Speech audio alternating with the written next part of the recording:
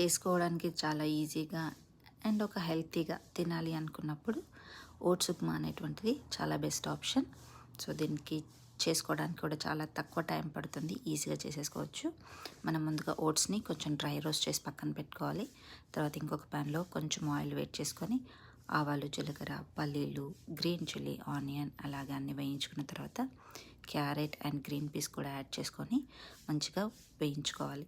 దాని తర్వాత salt add చేసేసుకొని 1 కప్పు ఓట్స్కి 2.5 కప్పుల వరకు వాటర్ యాడ్ చేసేసుకొని వాటర్ని బాగా బాయిల్ చేసేసుకోవాలి. సో ఇలా బాయిల్ అయిపోయిన వాటర్లోకి మనం ముందుగా ఫ్రై చేసుకున్న ఓట్స్ కూడా యాడ్ చేసేసుకొని కలుపుకొని మూత పెట్టుకొని ఒక 3 నుంచి 5 మినిట్స్ వరకు బాయిల్ చేసుకున్నట్లయితే ఉప్మా రెడీ అయిపోతుంది.